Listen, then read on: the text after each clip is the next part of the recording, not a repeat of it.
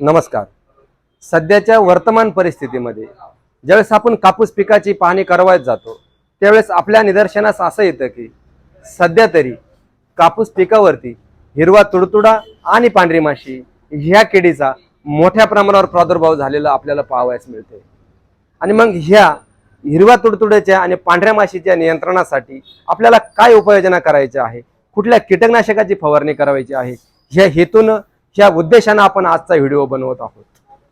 बऱ्याच वेळेस योग्य वेळी योग्य औषधाची फवारणी व्हावी आणि त्यावेळेस शेतकरी आमच्याकडे येतात आणि XYZ या औषधाची मागणी करतात. बरोबर आहे, ते औषध आम्हीच दिलेलं होतं, परंतु 15 ते 20 दिवसापूर्वी त्यावेळेची नैसर्गिक परिस्थिती, त्यावेळेचं जे वातावरण असेल, त्यावेळेचं वातावरण आणि पिकाच्या वाढीची अवस्था यानुसार आपण त्यावेळेस त्या कीटकनाशकाची शिफारस कापूस या पिकावरती करून त्यावेळेस जो मागील 15 किंवा 20 दिवसापूर्वी थ्रिप्स म्हणजे फुलकिडे या किडीचा मोठ्या प्रमाणावर कापूस पिकावरती जो प्रादुर्भाव झालेला होता त्यासाठी त्याच्या फवारण्या त्यावेळेस घेतल्या. परंतु शेतकरी मित्रांनो, आजच्या स्थितीमध्ये कापूस पिकावरती हिरवा तुडतुडा आणि पांढरी माशी ह्या किडीचा मोठ्या प्रमाणावर प्रादुर्भाव झालेला आहे आणि त्या हिशोबातून त्या नियंत्रणाच्या दृष्टीनं आपण आजचा हा व्हिडिओ पुढे बनवत आहोत.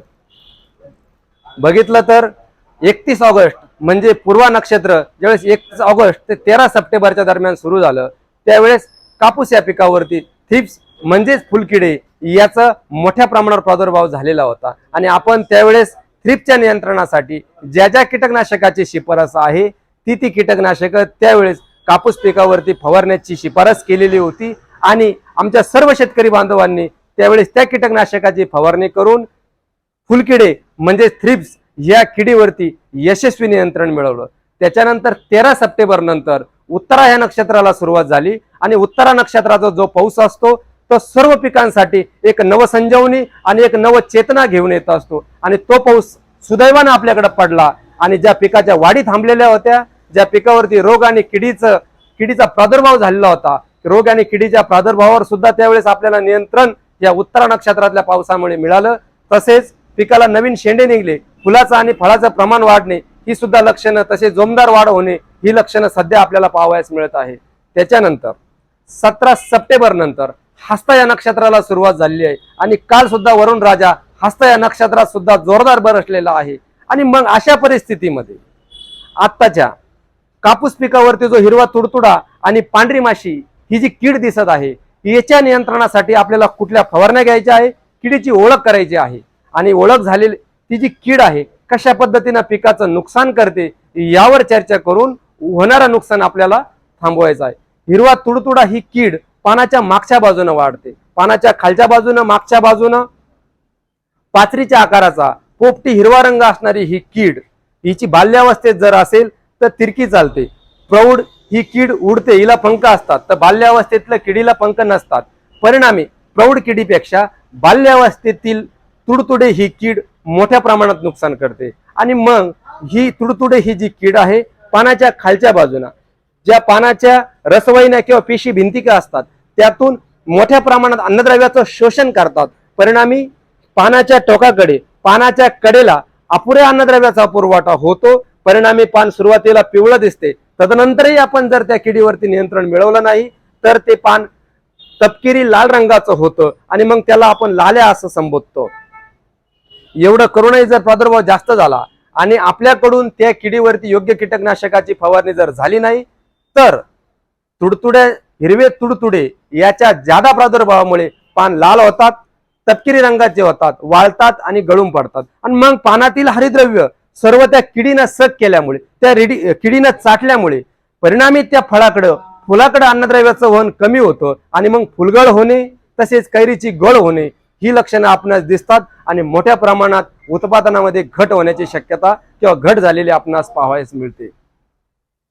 तसेच पांढरी माशी ह्या किडीच्या बाबतीत जर सांगायचं झालं तर पेनाचा जो टिपका असतो त्याच्यापेक्षा थोड्याशा मोठ्या आकाराची परंतु 2 पांढऱ्या रंगाची पंख असणारी ही जी कीड आहे ही पानाच्या मागच्या बाजूला मोठ्या प्रमाणात रस चाटते आणि ज्यावेळेस ही रस चाटते त्यावेळेस त्या पानाच्या फांद्या आणि पानाचं थेट ठिसूळ होतं, पान पिवळ्या रंगाचं होतं आणि तसेच ह्या पांढऱ्या माशीमुळे येलो व्हन मोजॅक सारख्या व्हायरसग्रस्त रोगाचा मोठ्या प्रमाणात प्रसार होतो आणि मग कपाशीची जी पानं आहे ती गोळा होणे, व्हायरसग्रस्त होणे ही लक्षणं आपणास पाहावयास मिळतात. आणि मग आता ही जी पांढरी माशी असेल, हिरवा तुडतुडा असेल, याच्या नियंत्रणासाठी आपण इथे टेबलवरती जी कीटकनाशकं ठेवलेली आहेत आपल्या समोर आपण कॅमेऱ्यामध्ये बघू शकतात.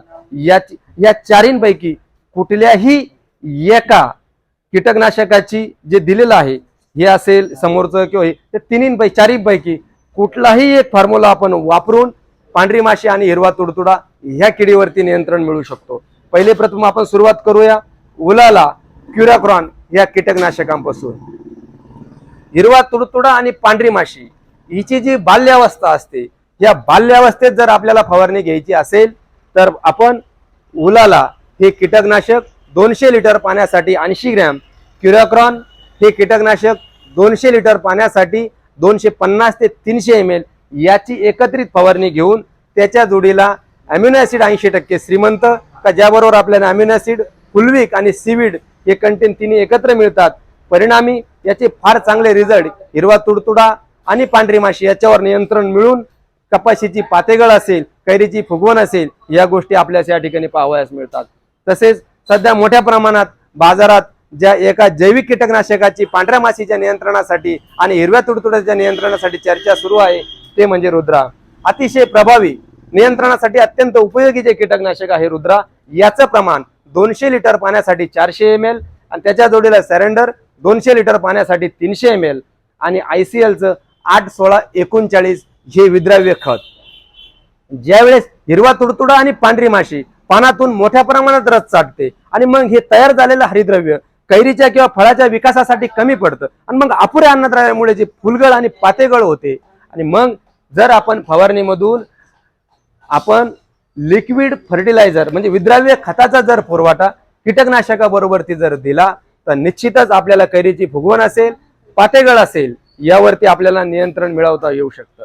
तसेच पुढचं जे कीटकनाशक आहे आपल्या सर्वांच्या परिचयाचं पोलो 200 लिटर पाण्यासाठी 250 ग्रॅम, क्युराक्रॉन 200 लिटर पाण्यासाठी 250 ml आणि श्रीमंत सुपर 200 लिटर पाण्यासाठी 500 ml याचा एकत्रित जरी आपण वापर केला तर हिरवा तुडतुडा आणि पांढरी माशी याच्यावरती आपल्याला चांगल्या पद्धतीने नियंत्रण मिळवता येतं.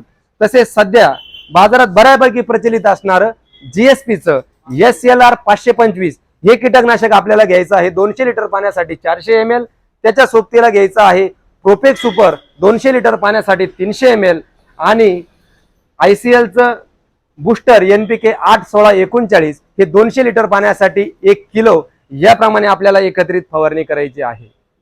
प्रोपेक सुपर असेल किंवा क्युराक्रॉन असेल, तसेच इथं सेरेंडर असेल, हे जे कीटकनाशक आपण आहे तिथं SLR बरोबर घेतो आहोत, इथं पोलो बरोबर क्युराक्रॉन घेत आहोत, इथं सेरेंडर रुद्रा बरोबर घेत आहोत, तसेच इथं क्युराक्रॉन हे आपण उलाला बरोबर घेत आहोत. हिरवा तुडतुडा, पांढरी माशी तसेच काही प्रमाणात गुलाबी बोंडाळीची जी प्राथमिक अवस्था असते यावरती नियंत्रण मिळवावं या हेतून आपण या ठिकाणी ही कीटकनाशके एकत्रित या ठिकाणी फवारणी करत आहोत. बऱ्याच शेतकऱ्यांच्या कपाशा खांद्यापेक्षा जास्त उंचीच्या झालेल्या आहे, खाली गर्दी झालेली आहे, हवा खेळती नाही, अशा ठिकाणी कैरीची कूज होणे, फळाची कूज होणे ही लक्षणं आपणास पाहावयास मिळतात.